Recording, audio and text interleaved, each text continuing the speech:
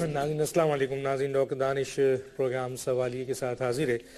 नाज़रीन मौजूदा पाकिस्तान की जो सूरत हाल है इसके ऊपर क्या कहूँ, कौन जिम्मेदार है? वो हुकूमत जो जनरल परवेज़ मुशर्रफ साहब की हुकूमत थी, जो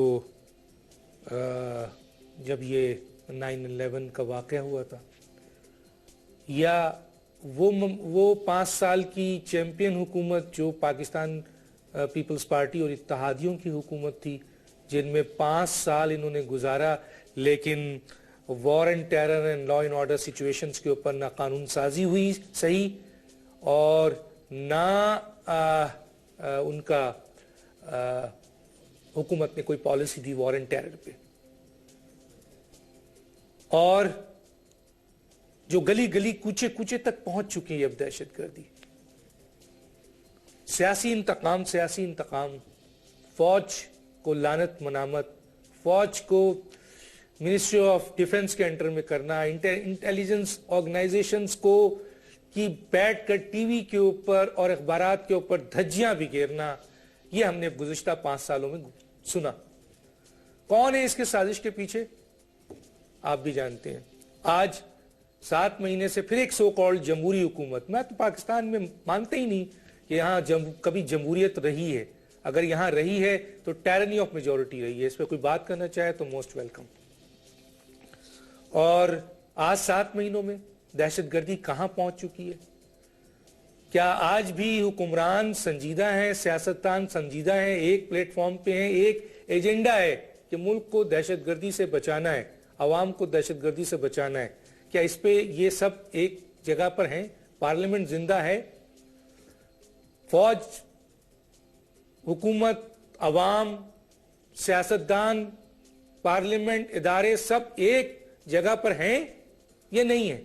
इस पे हम बात करेंगे और आगे हम देखते हैं कि क्या होने वाला है, जो बहुत ही खतरनाक सूरत हाल हो गया। और आज भी अगर संजीदगी से इन मसाइल को नहीं लिया गया, आया मुज़ाकरात या आपके जो एक्शन है, जंग है, क्या करना है? मेरे साथ हैं आज एयर मार्शल शाहिद लतीफ़ साहब, एनालिस्ट हैं, इस्लामाबाद से बैठे हैं, आपका बहुत शुक्रिया। अजमल खान वजीर साहब, senior vice president PMLQ Islamabad में हैं, आपका बहुत शुक्रिया। और साजिद भट्टी साहब हैं, लीडर हैं पाकिस्तानी अवामी तहरीक के, आपका शुक्रिया, आप लाहौर में हैं। इससे पहले कि मैं एयर मार्शल साहब की तरफ जाऊँ, साजिद भट्टी साहब पाकिस्तान अवामी तहरीक से ताल्लुक़ है, क्या कहेंगे इस वक्त पाकिस्तान की मौजूदा सिचुएशन है, law and order situation, war and terror, उस पर आप क्या कहेंगे? बिस्मिल्लाहिर्रहमानिर्रहीम। शुक्रिया डॉक्टर दानिश, आज आपने पाकिस्तान के इन सुलगते हुए हालात के हवाले से पाकिस्तान अवामी तहरीक का मौक़िफ़ कौम के सामने रखने का आपने मौका दिया। आज पाकिस्तान एक नाजुक तरीन दौर से गुजर रहा है। हर मुल्क में हर तरफ अफरा तफरी है, दहशत गर्दी है, लाकानूनियत है, बम धमाके हैं, लाशें गिर रही हैं, भूख और अफलास की वजह से लोग मर रहे हैं। इस वक्त पाकिस्तान में नाम निहाद सियासी क़यादतों और दहशत गर्द दरिंदों ने पाकिस्तान के जिस्म को इस हद तक नोचा है कि पूरा जिस्म इस वक्त मेरे प्यारे पाकिस्तान का लहूलुहान है। इस वक्त हर आंख अश्कबार है, हर सोच परेशान है कि इस वक्त पूरे मुल्क की हालत ये हो चुकी है कि आप किसी भी सूबे में जाकर देखें, किसी भी सूबे पर नज़र उठाकर देखें तो हर तरफ कहीं चौधरी असलम की शहादत नज़र आएगी, कहीं कराची में मज़ारात के ऊपर हाजरीन के गले काटे जा रहे हैं, उनकी लाशों की बेरुमती की जा रही है, बोरीबंद लाशें मिल रही हैं, टारगेट किलिंग हो रही है। हत्ता के टीवी के जो वर्कर्स हैं, एंकर पर्सन और वर्कर्स को धमकियां मिल रही हैं, मीडिया वर्कर्स को कत्ल किया जा रहा है। आज सेक्टेरियनिज्म को हवा दी जा रही है, उनको फ़रोग दिया जा रहा है, उलमाए कराम शहीद किए जा रहे हैं। इस्लामाबाद और रावलपिंडी, इस्लामाबाद महफूज नहीं है, GHQ महफूज नहीं है, आरे बाजार पे बम धमाके हो रहे हैं। हमारे पाकिस्तान के गयूर फौजी जवान जो है उनको शहीद किया जा रहा है, कभी बन्नू में धमाके हो रहे हैं। अलगरजा पूरे मुल्क में देखें, बलूचिस्तान को देखें तो वो एक नाजुक दौर से गुजर रहा है, वहां पर पोलियो टीमें महफूज नहीं है। आज तो डॉक्टर दानिश ये हालात बन चुके हैं कि हमें इस पाकिस्तान में अपने बच्चों की जान बचाने के लिए पोलियो के कतरे पिलाने की भी आज़ादी नहीं है। हमारे बच्चों का मुस्तकबिल महफूज नहीं है, आने वाली नस्लें परेशान हाल हैं। इस मुल्क के अंदर इस हद तक अनारकी और अफरा तफरी की तरफ इसको धकेला जा रहा है कि आज हर कोई परेशान है। हम दहशत गर्दों से जान छुड़ाएं या हम अपने इन नाम निहाद सियासतदानों से जान छुड़ाएं। एक तरफ हमें ये दहशत गर्द मार रहे हैं, दूसरी तरफ आवाम को भूख अफलास की चक्की में पीसा जा रहा है। यहां पर दोहरे कवानीन बनाए जा रहे हैं, यहां पर हुक्मरान अय्याशियां कर रहे हैं और गरीब नहरों में कूद रहे हैं। जहां इस मुल्क के अंदर सुंबल जैसी 3 साल बच्ची की इज्जत महफूज नहीं है। डॉक्टर दानिश, यहां पर अपने मां बाप के साथ माली मुआवनत करने वाली 10 साल बच्ची जो किसी घर में मुलाजमत करती है, उसकी जान महफूज नहीं है। यहां दरिंदों की सोसाइटी है, दरिंदों की हुक्मरानी है। पूरे मुल्क में देखें, इस वक्त दहशत गर्दों से पूरे मुल्क का कोई कोना खाली नहीं है। तुर्बत की पहाड़ियों तक चले जाएं, हत्या के गिलगित चलास तक चले जाएं, वहां पर भी हमारे जो बैनुल अक़वामी सतह दुनिया से आने वाले सियाह हैं, उनकी जानें महफूज नहीं है। पूरी कौम इस वक्त मायूसी का शिकार है, परेशान हाल है। ठीक है, मैं साजिद भट्टी साहब यहाँ पे मैं आपको यहाँ रोकूंगा। आपने बताया है एयर मार्शल साहब, इससे पहले कि मैं आपकी तरफ आऊं, चाहता हूं मैं अजमल खान वजीर साहब की तरफ। अजमल खान वजीर साहब, क्या कहेंगे, क्या बोलेंगे आप? मौजूदा सिचुएशन किसकी नाकामी कहेंगे, किसकी तबाही कहेंगे, कौन जिम्मेदार है, क्या होगा आगे, क्या कहेंगे? देखिए डॉक्टर साहब, आपको ये देखना होगा कि जो भी हुकूमत आती है और जिस तरीके के इलेक्शन हुए हैं, आपको पता है उस पे 100 किस्म के तहफ़्फ़ुज़ात है, लेकिन फिर भी जो भी हुकूमत होती है, जो बैठी होती है, उसके सबसे पहली रिस्पॉन्सिबिलिटी ये होती है कि वो अवाम की जान और माल की तहफ़्फ़ुज़ करे। अब यहाँ पे मसला ये है कि अवाम की जान और माल की तहफ़्फ़ुज़ नहीं है, न जान की तहफ़्फ़ुज़ है, न माल की तहफ़्फ़ुज़ है। और फिर उससे बढ़कर आगे जो दुनियादारी है, उसमें अगर आप देखें बेरोज़गारी, महंगाई, गुर्बत, अफलास, जो अभी मेरे भाई ने बात की है, दहशतगर्दी, ये सारी चीज़ें भी साथ साथ चल रही है। अब मसला ये है कि क्या हमारे हुक्मरानों की फर्स्ट प्रायोरिटी ये है, विल है कि इन मसलों को हल करने के लिए अवाम की मैंडेट इनके पास है? मैं कहता हूं नहीं है। इसलिए नहीं है कि अगर ये होता तो साफ नजर आ जाता। आप मुझे डॉक्टर साहब ये बताएं कि क्या हमारे हुक्मरान अगर वाकई पाकिस्तान के अवाम से इनको इतनी ही मोहब्बत होती तो क्या इनके माल बाहर होता मुल्क से? बाहर जाकर लोगों को कहते हैं कि आए हमारे मुल्क में आप इन्वेस्टमेंट करें, और खुद अपना पैसा बाहर ले जाकर वहां पे इन्वेस्टमेंट करते हैं। अब ये से बड़ा कंट्राडिक्शन आपको क्या नजर आएगा? और फिर आप ये देखें कि यहां पे जो सबसे बड़ा डाकू होता है वो आपके मुआशरे का इस वक्त सबसे बड़ा इज्जतदार बनकर सामने बैठा होता है और फर फर कर बोल रहा होता है। मैं हैरान हो जाता हूं इस चीज पे कि क्या कोई इनसे पूछने वाला है या नहीं। हमारी तरफ वो कहते हैं कि जी वो जिसते घर दाने उसने कमले भी सियाने। यहां पे तो ये है कि माइट इज राइट, जिसके पास पैसा है, दौलत है हराम का, वो असेंबली में जाएगा, वो मिनिस्टर बनेगा, वो एडवाइजर बनेगा, वो हुक्मरानी करेगा, वो सब कुछ करेगा। अब अगर उसके पास इतना टाइम हो कि वो अवाम के जो मसाइल हैं, जिसमें जान और माल की तहफ़्फ़ुज़ की बात है, जिसमें और चीजें, उसकी तरफ अगर उसका ध्यान हो तो तब जाकर मसले हल हो गए। यहां पे सीरियसपन आपको कहीं नजर नहीं आ रहा।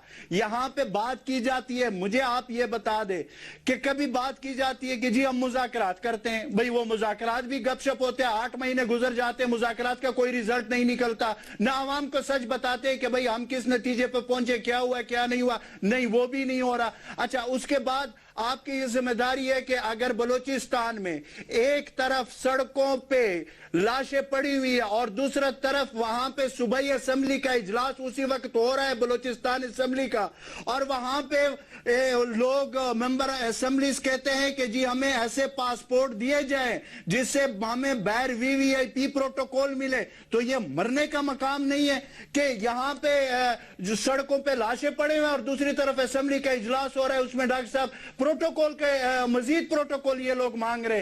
तो ये इस तरीके का जमहूरियत था, इस तरीके की चीजें अगर है तो मैं तो इस इलेक्शन से पहले मैंने बाकायदा ये कहा था कि इलेक्शन कराने की जरूरत नहीं है, आपस में ये बैठकर तकसीम कर दे।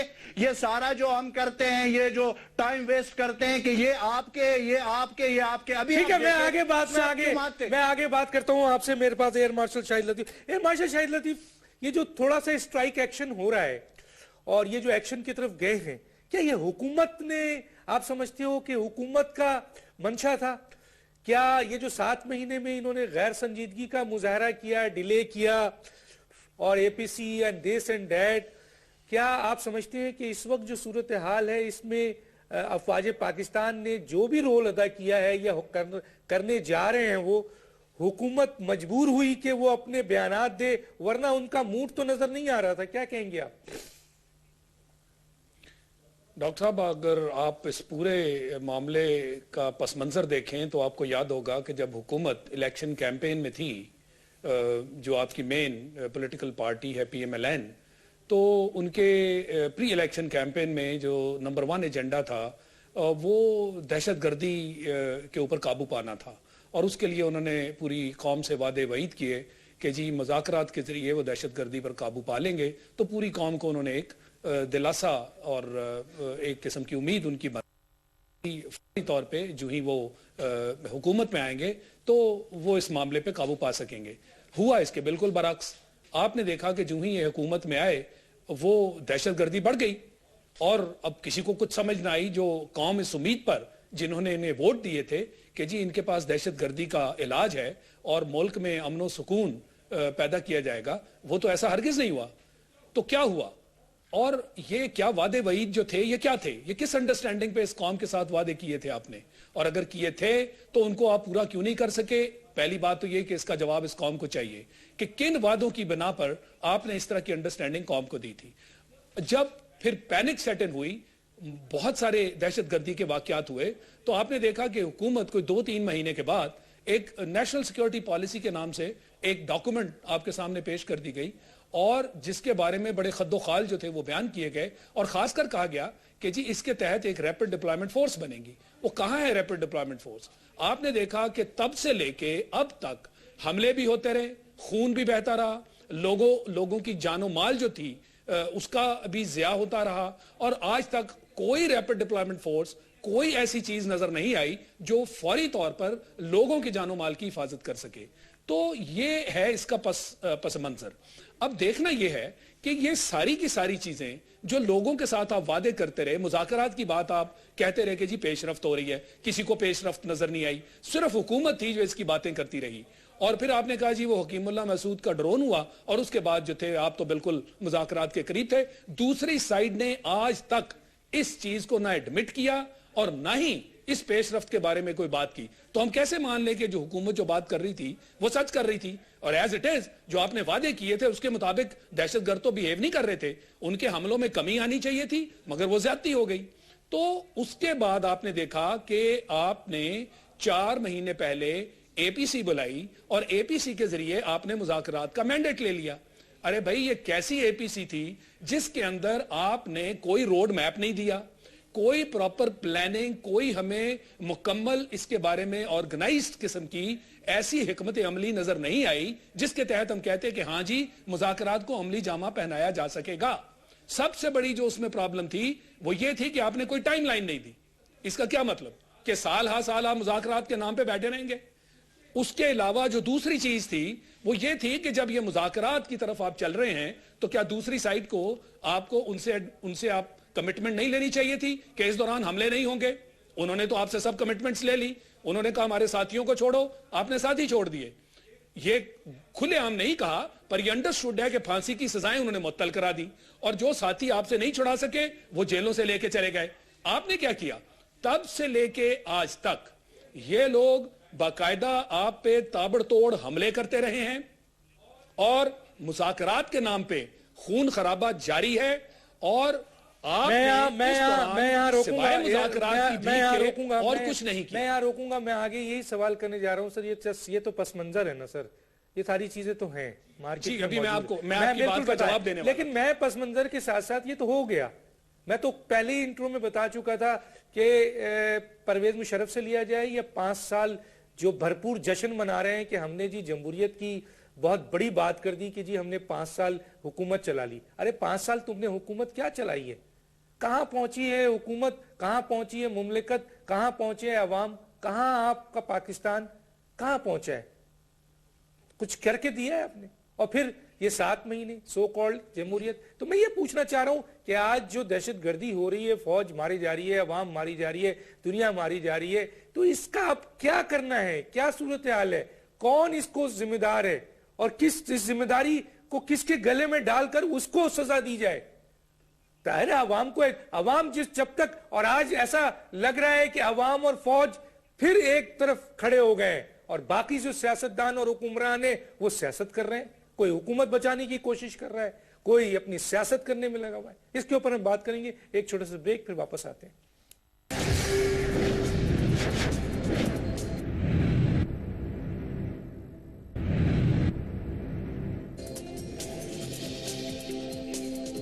Welcome back. आज ये लोग कहने पे मजबूर हो गए हैं कि हुकूमत अवाम की जानो माल की हिफाजत की जिम्मेदारी नहीं ले रही है। क्यों?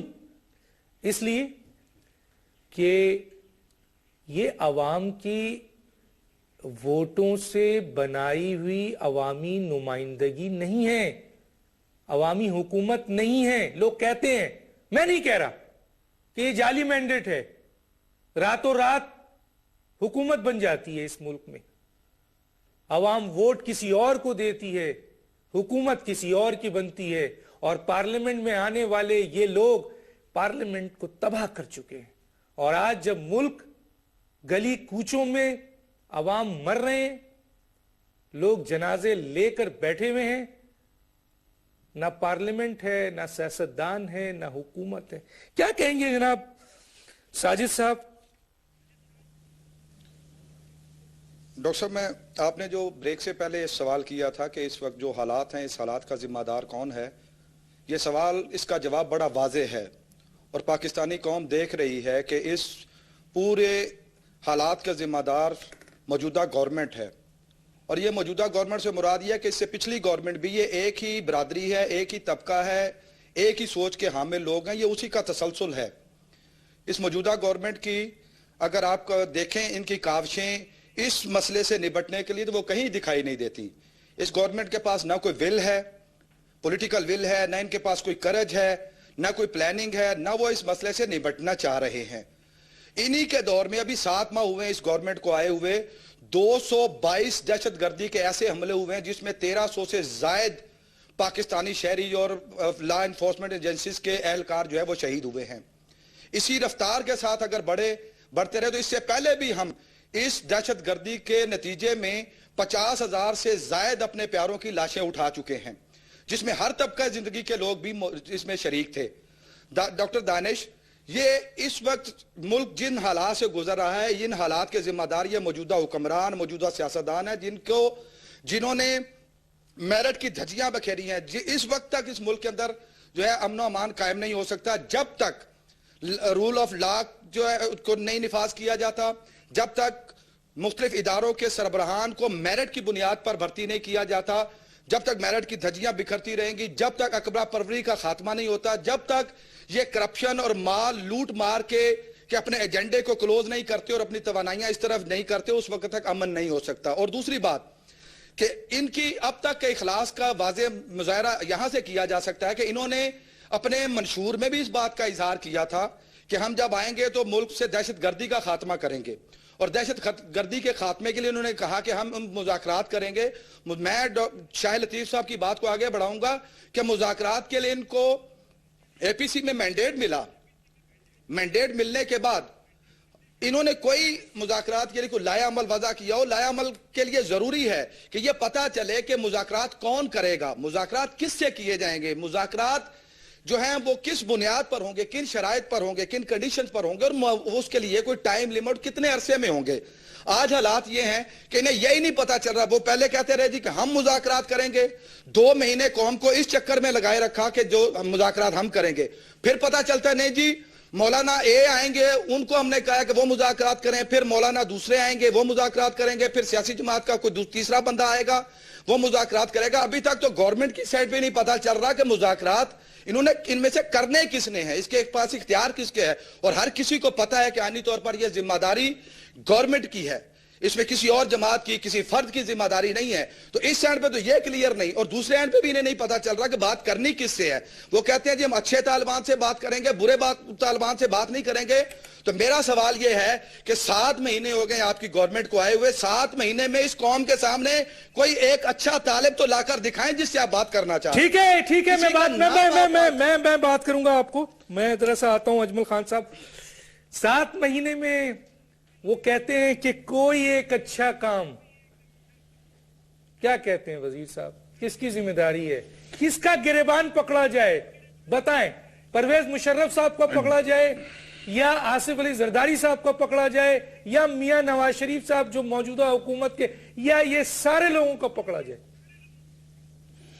मेरे ख्याल में डॉक्टर साहब हमें देखना यह होगा कि आप मुशर्रफ को तो गए हुए मेरे ख्याल में अब 6-7 साल हो गए हैं, उसको तो अब वो तो बहुत किस्सा पुराना हो गया। उसके बाद एक जमहूरी हुकूमत जिस तरीके से आई और फिर उसके बाद उसने 5 साल गुजारे, फिर अभी ये है।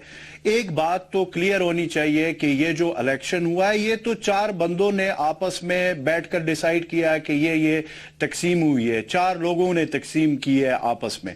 एक तो ये बड़ी क्लियर सी बात है 2013 का इलेक्शन। अच्छा, दूसरी बात यह है कि यहां पे हो क्या रहा है वो देखिए। अब ये मेरे भाई ने जो बात की है, यहां पे जब मुज़ाकरात की बात हुई है, एक एपीसी हुई थी, मुझे अच्छी तरह याद है, मौलाना फजल रहमान साहब ने की थी, उसमें मैं खुद मौजूद था, मैंने अपनी जमात की तरफ से उस डिक्लेरेशन पे साइन किए हुए हैं। उसमें जब हम बैठे तो मियां नवाज शरीफ साहब भी उसमें मौजूद थे। उसमें जब हम डिक्लेरेशन के लिए बैठे 2 घंटे हमने लगाए, एक लफ्ज पे 2 घंटे लगाए कि वो लफ्ज हटाना है, कोई कहता था कि रखना है दहशतगर्दी, और दूसरी तरफ दूसरे कहते थे कि नहीं जी इसको बदअमनी लिखे। तो आप मुझे बताए कि बाद में उसको हटाया गया, दहशतगर्दी से उसको बदअमनी में लाए, तब जाकर उन्होंने साइन किए। तो इससे आपको अंदाजा होना चाहिए कि हमारे जो सियासी लीडरशिप है वो किस हद तक इस मामले में सीरियस है। एक दूसरा, आप ये देखें डॉक्टर साहब कि ये बाकायदा मुकमुका हुआ है। आपने इलेक्शन से पहले नहीं सुना था कि मियां शहबाज शरीफ साहब क्या कहते थे कि जिन्होंने मुल्क को लूटा हुआ है, अली बाबा 40 चोर, इनके पेटों से हम पैसे अवाम के निकाल कर लाएंगे। आज मुझे बता दे, उनको किसी ने पूछा नहीं, ये मुकमुका है। अपोजिशन आपको नजर आ रही है, अपोजिशन जो खुर्शीद शाह साहब है वो ऐसे लगते जैसे वो हुकूमत के स्पोक्समैन हो, चौधरी निसार साहब ऐसे लगते जैसे अपोजिशन का स्पोक्समैन हो। यहां पे तो ये भी समझ नहीं आ रही है कि अपोजिशन की बात कौन कर रहा है और हुकूमत में कौन है। जो अपोजिशन में है वो भी हुकूमत के, मतलब देखिए ऐसे कंफ्यूज सूरत हाल मुझे कभी भी मैंने नहीं देखी जो इस वक्त या पिछले 5 साल या जो अब हुए। अब इसके लिए आपने ये देखना होगा कि अगर आप एक नयाम में 2 तलवार, एक तरफ आपने मौलाना समीउल हक से बात करके उसको बुला लिया, फिर उसके बाद आपके इत्तेहाद है मौलाना फजल रहमान साहब के, उनके आपस में कितने अच्छे ताल्लुकात है ये सबको पता है। फिर आप ये देखें कि इलेक्शन से पहले उन्होंने कहा था, तालिबान की तरफ से 3 लोगों के नाम आए थे, मुनव्वर हसन साहब, मौलाना फजल रहमान साहब और मियां नवाज शरीफ साहब के, ये हमारे गारंटर होंगे। आप मुझे बता दें, आज नवाज शरीफ साहब प्राइम मिनिस्टर है, आज मौलाना फजल रहमान साहब उनके कोalition पार्टनर है, साथ मुनव्वर हसन साहब केपीकेएम पीटीआई की हुकूमत में। मुझे बता दें कि जिनको गारंटर कहा था वो तो सारे इस वक्त हुकूमत में है। तो अगर इन्होंने मुज़ाकरात करने हैं या करने थे तो कर लेते, वो भी ये नहीं कर सके, न कर पाए, न कोई अवाम को बता रहे कि भाई हम किस स्टेज पे पहुंचे थे, हमने क्या किया, हमने क्या नहीं किया। फिर दूसरी तरफ कहते हैं कि जी ड्रोन हमला हुआ है। अच्छा, ड्रोन हमला हुआ है तो अमेरिका को आंख दिखाए ना, उनको कहे बंद कर दे, वो भी आप नहीं कर सकते। तो अगर आप कोई काम कर ही नहीं सकते तो फिर आप हक हुक्मरानी का जो कहते हैं अपने आप को, तो आपको तो फिर हक ही नहीं है हुक्मरानी के कि आप ये कहे कि जी हम 18 या 20 करोड़ आवाम की हक हुक्मरानी अदा कर रहे हैं। इस तरह नहीं होता। मुल्क इस तरह छोटे घर डॉक्टर साहब नहीं चल सकते जिस तरीके से पाकिस्तान के अवाम को चलाया जा रहा है। बिल्कुल मैं इस नतीजे पे पहुंचा हूं कि इस पे मुकम्मल सियासत हो रही है और इस पे सिर्फ, और फिर आप एक और बात देखें, क्या आपने कभी यह सुना है कि एक मुल्क के 5 वजीर खारजा हो? जो मौजूदा सूरत हाल में नवाज शरीफ साहब खुद वजीर खारजा है, फातमी साहब है, सरताज अजीज साहब है, चौधरी निसार साहब है, इसाक डार साहब है, शहबाज शरीफ साहब है, हर कोई बाहर जाता है, वो अपनी जगह पे वजीर खारजा बनकर आ जाता है। ठीक है, मैं रोकूंगा, मैं आऊंगा शाहिद लतीफ साहब की तरफ, शाहिद लतीफ साहब से बात करूंगा। एक बात तो और भी है, वो ये है कि भाई नहीं हुकूमत कर सकते और इस मुल्क में मारा मारी को खत्म करना है, तो अगर तुम में से किसी के पास सलाहियत नहीं है तो इन्हीं तालिबान को हुकूमत दे दो, बहुत बड़ी बात है। और दूसरी बात यह कि पाकिस्तान को, ये मैं बात कर रहा हूं तो जराए की बुनियाद पे कर रहा हूं कि ये ठेका दिया गया है पाकिस्तान के अंदर के ही लोगों को कि आप पाकिस्तान को तोड़ दो। समझें, ये पाकिस्तान की फौज बहुत बड़ी ताकत है और पाकिस्तान की अवाम बहुत बड़ी ताकत है। समझें कि पाकिस्तान को तोड़ने के लिए ठेका दिया गया। अब किसने ठेका दिया है? जो आपके मुखालिफिन है, जो आपके मुल्क को तोड़ना चाहते हैं, उन मुल्कों ने। किनको? हमें। जी शाहिद लतीफ साहब क्या कहेंगे? इतना खुल के बोलें और क्या बोलें शाहिद लतीफ साहब? डॉक्टर साहब, बात यह है कि किसको नहीं मालूम कि जो गैर मुल्की ताकतें हैं, जिसको हम एक्स्ट्रा रीजनल फोर्सेस कहते हैं, उनका इस मुल्क के अंदर इस वक्त किरदार क्या है? क्या ये कोई ढकी छुपी बात है? बलोचिस्तान में जो रॉ का रोल है, कोई ढकी छुपी बात है? एक्स आर्मी चीफ इंडिया का वीके सिंह अपनी किताब में उसने लिखा कि TSDs के नाम से खुफिया यूनिट्स तैयार किए गए, जिनका काम था इंडिया में दहशतगर्दी करवाना, पाकिस्तान के खिलाफ प्रोपेगेंडा करना, जिसका काम था पाकिस्तान में दहशतगर्दी करवाना, जिसका काम था लोगों को एजेंट्स के जरिए बलोचिस्तान से पिक करना, कुन्नर नूरस्तान लेके जाना, वहां उनको ट्रेन करना, पाकिस्तान में दहशतगर्दी करवाना। अरे भाई, ये इन राइटिंग है, उनका एक्स आर्मी चीफ लिख रहा है। आप उनसे गले मिलने के लिए बेचैन हैं, आपने उनके सामने हाथ बांधे हुए हैं। आप ट्रेड और वीजा रिलैक्सेशन की बातें करते हैं, इन्वेस्टमेंट की बातें करते हैं। उनका एटीट्यूड देख लीजिए, पिछले पूरे साल में जो LOC के ऊपर एग्रेशन होती रही, जो दहशतगर्दी और बर्बरियत वो करते रहे, और आपके खिलाफ जिस तरह पूरी दुनिया में प्रोपेगेंडा होता रहा, ये आपके सामने है। और आप कह रहे हैं जनाब कि ये इनके साथ हमें भाईचारा करना है। अमेरिका के साथ आप इसलिए एड़ियां रगड़ रहे हैं उनके सामने कि उनके पैसे के बगैर आपका खजाना नहीं चलता। अरे भाई, इस पाकिस्तान में किसी चीज की कमी नहीं है। जब आप इकोनॉमी की बात करते थे तो आपने आते ही कहा जनाब टैक्स के ऊपर बड़ी रिफॉर्म्स होंगी। टैक्स आपने GST लगा दिया, गरीब लोगों की कमर और तोड़ दी। हम जिस टैक्स की बातें करते हैं वो इनकम टैक्स है। 3.5 मिलियन लोग जिनके जुम्मे टैक्स अदा करना है, जो इस मुल्क के अमीर तरीन लोग हैं, उनमें से मोर देन हाफ जो हैं उनके पास टैक्स नंबर नहीं है। पार्लियामेंट में जो लोग बैठे हुए मौजूद हैं, ज्यादातर उनमें से उनके पास भी टैक्स नंबर नहीं है, नेशनल टैक्स नंबर नहीं है। 3.5 मिलियन में से सिर्फ 0.8 मिलियन लोग टैक्स देते हैं। आप इस मुल्क की इकोनॉमी ठीक करने चले हैं। दहशतगर्दी का जो आलम है वो आपके सामने है। ये दो आपके मेन प्रॉब्लम्स हैं, मगर इन मेन प्रॉब्लम्स को आप हल कैसे करेंगे? सबसे पहले आपको मालूम है कि जब ये इलेक्शन से पहले इलेक्शन कमीशन बना था, वो गैर आईनी था और बहुत शोर शराबा हुआ उसके ऊपर। जिन लोगों को वहां पोस्ट किया गया, उनके जुम्मे था कि हुकूमत कैसे बनेगी और किसकी बनेगी। उसके मुताबिक वो हुकूमत बनाई गई, और जब वो हुकूमत बन गई, उसके बाद जो शोर और वावेला मचा, उसके तहत इलेक्शन ट्राइब्यूनल्स के पास ढेरों केस पड़े हुए हैं। अब उसमें से किसी केस की आज तक ना छानबीन हुई और ना उसका नतीजा निकला। और जब नादरा के एक चेयरमैन ने वहां तक तकरीबन वो पहुंच गया कि फिंगरप्रिंट्स तक उसने कहा मैं डिटेक्ट करके बताऊंगा कि धांधलियां कैसे हुई, आपने उसको फारिग कर दिया। क्या ये दुनिया को नहीं मालूम कि अदालतों ने उसको बेगुनाह करार दिया? आपने इतना प्रेशर उस पर डाला कि उस बंदे को अपनी ड्यूटी से रिजाइन करना पड़ा। इन हालात में आप कहें कि आप इस मुल्क के खैर ख्वाह हैं, डॉलर किधर जा रहा है, बेरोजगारी कहां है, गुर्बत कहां पहुंच गई, और आप बुलेट ट्रेन और आप मेट्रो बस की बातें करते हैं। आप इस कौम का ध्यान जो है वो यूथ फेस्टिवल्स में लगाना चाहते हैं। भाई, कत्लो गारत हो रही है, लोगों की जानो माल की हिफाजत नहीं हो रही। यह जिम्मेदारी हुकूमत वक्त की है। आपका आइन कहता है कि हुकूमत वक्त अगर लोगों के जानो माल की हिफाजत नहीं कर सकती तो उसको हुकूमत चलाने का हक नहीं है। आप कहते हैं मुशर्रफ ने आइन तोड़ा, आप रोज आइन तोड़ते हैं, आप आइन के पाबंदी नहीं करते। आपने जब कहा था कि जनाब सादिक और अमीन होंगे जो लोग नॉमिनेशन पेपर्स के बाद स्क्रूटिनी में क्लियर होंगे, 25,000 एप्लीकेशंस गई, कोई 62, 63 उनके ऊपर नहीं लगा और 25,000 के 25,000 सादिक और अमीन बन के पार्लियामेंट्स में आ गए। उनमें कर्जा चोर भी हैं, उनके अंदर टैक्स चोर भी हैं, उनके अंदर जाली डिग्री होल्डर्स भी हैं। आपने सबको सादिक और अमीन बना दिया। आप कैसे एक्सपेक्ट करते हैं कि ये मुल्क ठीक जी चलेगा? मैं ऐसे मुल्क नहीं चल सकता। मैं रोकूंगा। नाज़रीन एक बात बताता चलूं, अगर तालिबान इस हुकूमत में आ गए तो आवाम तो फिर भी बच जाएगी।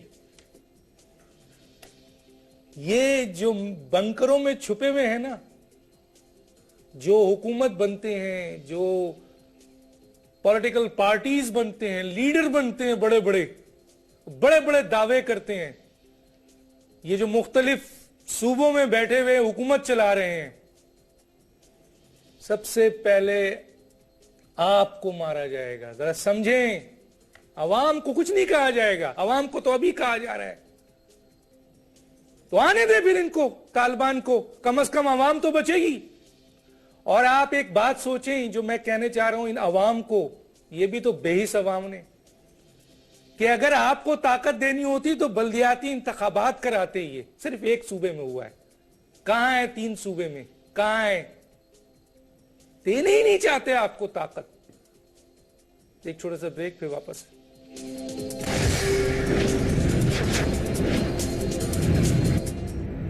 Welcome back. मेरे पास सिर्फ 6 मिनट है। जनाब साई साहब आपके पास 2 मिनट है, ये बताइए अवाम क्या करे, क्या करना चाहिए अवाम को अब? डॉक्टर साहब, इस वक्त जो हालात हैं, इन हालात से निकलने का अब एक ही रास्ता बचा है। मौजूदा गवर्नमेंट और इस सियासी निज़ाम ने जो कुछ डिलीवर करना था वो डिलीवर कर चुकी। 66 सालों में जो इस कौम के साथ, अवाम के साथ होना था वो हो चुका। एनफ इज एनफ, अब बहुत हो चुका। और इस वक्त हालात ये बने हुए हैं कि इस मौजूदा निज़ाम को चलाने के लिए पाकिस्तान के अंदर सियासतदान रियासत के साथ सियासत कर रहे हैं और आज रियासत इंतहाई खतरे में है। और आपको याद होगा कि लॉन्ग मार्च के दिनों में डॉक्टर तारुल कादरी ने इसी नारे को बुलंद किया था कि सियासत नहीं, रियासत बचाओ।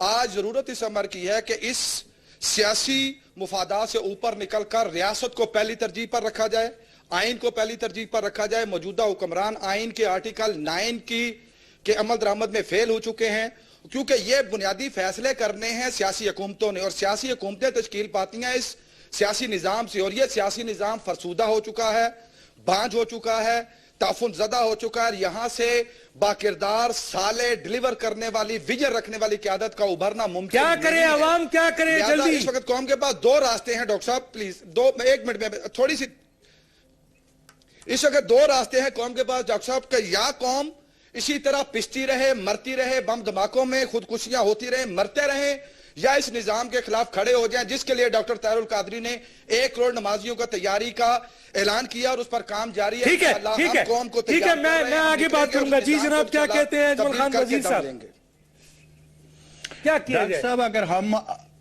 अगर हम अभी भी इस तरह चुप रहे और हमने कुछ नहीं किया और हम बाहर नहीं निकले, अपने पाकिस्तान की अवाम बाहर नहीं निकली, तो आपको मैं बता दूं कि पहले तो इन्हीं खानदानों के जो बड़े थे उन्होंने हमारे ऊपर हुक्मरानी की थी। अब हम उनके बच्चे तैयार हो चुके हैं, अब उनके बच्चों की बारी है। तो अगर हमने अपने बच्चों के मुस्तकबिल को देखना है तो हमें बचेगा तो हुकूमत करेंगे ना वजीर साहब, पाकिस्तान बचेगा तो हुकूमत करेंगे। देखे सर, अगर मैं उसी सूरत में कह रहा हूं कि अगर बचेगा तो फिर उनके बच्चे हमारे हुक्मरान होंगे। पाकिस्तान का अवाम तो दोनों सूरतों में एक गुलाम है, हो रही है, वही ना, वो एयर मार्शल साहब वक्त बिल्कुल कम है। एयर मार्शल साहब सोल्यूशन बताएं, क्या करें? फौज को क्या करना चाहिए, अवाम को क्या करना चाहिए, और इदारों को जो मुहिब वतन इदारे हैं, मुहिब वतन सियासी लोग जो हैं, मुहिब वतन सियासी लीडर जो हैं, क्या करना चाहिए? डॉक्टर साहब, सबसे पहले तो यह है कि जो दहशतगर्दों ने पूरे मुल्क पे धावा बोल रखा है, इसको यक जुबान होके इसका फैसला करना होगा।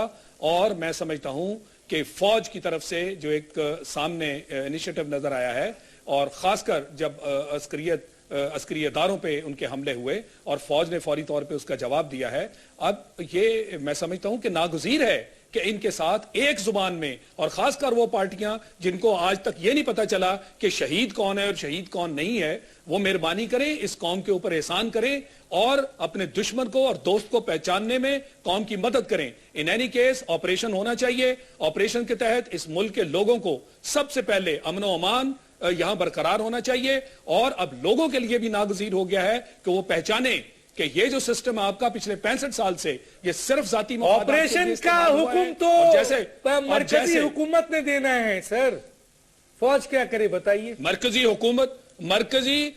हुकूमत को ये ऑर्डर देना पड़ेगा। अब ये वक्त नहीं है कि मुज़ाकरात के नाम पे मजीद लोगों को बेवकूफ बनाया जाए, और ये अब ऑपरेशन ही इसका एक हल है। पूरी कौम की आवाज को सुने। कौन लेगा ऑर्डर इनसे? आपका ऑर्डर आपकी हुकूमत ही को ऑर्डर देना होगा।